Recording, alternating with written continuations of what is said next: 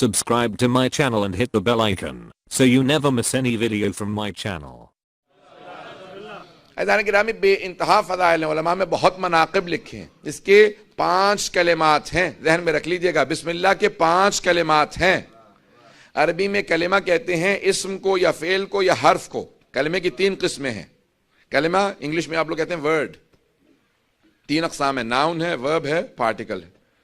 Noun, اب English کی grammar تو آج کل پڑھائی ہی نہیں جاتی ہے، تو کہہ رہے ہیں کہ عربی سے زیادہ مشکل آپ نے انگلش بنا دی ہمارے لیے. اب غور سے سنیں گے عزیزان گرامی. اب 3 کلمے کی اقسام ہیں، اسم ہے، فعل ہے، حرف ہے. بسم اللہ الرحمن الرحیم میں 5 کلمات ہیں. بے حرف ہے. اس کے بعد ہے اسم، وہ اسم ہے. پھر ہے اللہ، وہ اسم ہے. پھر ہے الرحمن، وہ اسم ہے. پھر ہے الرحیم، وہ اسم ہے. بسم اللہ 5 کلمات کا مجموعہ ہے. 1 حرف ہے، 4 اسم ہے. یہی کچھ حال پنجتن کا بھی ہے. وہاں پہ 5 ہستیاں ہیں، 1 بی بی ہیں، 4 مرد ہیں. عزیزان گرامی جتنا غور کرتے چلے جائیں گے قرآن میں ہر جگہ پہ آپ کو آل محمد کے فضائل نظر آتے چلے جائیں گے.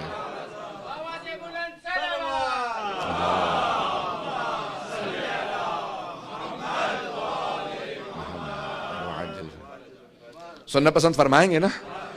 اب جتنے قرآن کی آیات کو آپ بغور مطالعہ کریں گے آپ کو اتنے ہی فضائل. اب یہاں پہ امام نے علامات مومن میں سے علامت بتائی ہے کہ ہمیشہ اونچی آواز سے بسم اللہ کو پڑھے گا. عادت بنا لیں اپنی، ہر کام سے پہلے بسم اللہ الرحمن الرحیم. یہ جو آپ الفاظ ادا کرتے ہیں، ایک بہت بڑے جاپانی غیر مسلم سائنسدان نے ایک تحقیق کی ہے، بہت سے لوگوں کے ذہن میں ہوگی، آپ لوگوں نے شاید انٹرنیٹ پہ دیکھی ہو.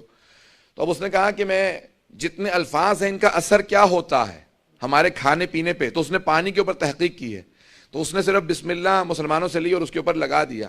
تو اس نے کہا سارے مالیکیولز جو تھے پانی کے وہ اتنے مثبت انداز سے تبدیل ہو گئے تھے کہ اس پانی کا اثر ہی سوائے اچھائی کی اور کچھ نہیں ہے. اور جب میں نے اسی کے اوپر شیطان کا نام لکھا تو کہا بھی تمہارے نزدیک سب سے زیادہ مبغوض شے کیا ہے؟ کسی نے کہا شیطان ہے، کسی نے کچھ جانوروں کے نام دیے، اگر پہنچ رہے ہوں لکھ دیے. کہا کہ یہ نام لکھ دو. تو اس کے بعد بالکل پانی کے اثرات مختلف ہو گئے. کہا کہ اس پانی کے پینے کا اثر انسان کی اپنی روح پہ، نفس پہ، اس کے جسم پہ بہت منفی ہے، اور جب بسم اللہ لکھ لیتے ہیں تو اس کا اثر مثبت ہے. لکھنے کا یہ اثر ہے، اور اگر کوئی پڑھ کے پانی کو پیے گا تو اس کا اثر کیا ہوگا؟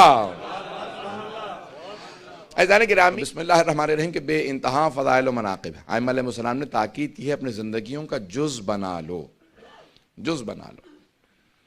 کبھی بھی اس سے اجتناب نہ کرنا. جتنا ہو سکے اپنے بچوں کو عادت ڈالو بچپنے سے. کہا جو سب سے پہلے بولنا سیکھے بچہ اور اس کو بسم اللہ کہلواؤ تو اس بسم اللہ کے بے انتہا زندگی پہ اثر ہوتے ہیں. اور اگر کوئی بچہ بولنا سیکھے اور سب سے پہلے اللہ کا نام لے تو اللہ اس کے ماں باپ کو معاف کر دیتا ہے، اس کے ماں باپ کے سارے گناہوں کو معاف کر دیتا ہے. حبیب خدا ایک مقام سے گزر رہے ہیں، ایک بچہ بھی بسم اللہ سیکھ رہا تھا. استاد پہلی مرتبہ باپ لے کے آیا تھا بچے کو، بسم اللہ سکھا دیں. تو انہوں نے کہا بسم اللہ، بار بار بچے سے بولا نہیں جا رہا تھا، توتلا بچہ تھا. تو پیغمبر اسلام نے کہا رک جاؤ. باپ یا کوئی اور اس کو ماں لے کے آئی تھی. حدیث کے الفاظ ہیں کہ ماں اس کو لے کے آئی معلم کے پاس کہ اس کو بسم اللہ سکھا دیں. تو حبیب خدا نے تمام اپنے صحابہ سے کہا رک جاؤ، یہ بچہ بسم اللہ مکمل کر لے پھر چلیں گے. اس وقت تمہیں اندازہ نہیں صحاتے میں کتنی رحمتیں نازل ہو رہی ہیں.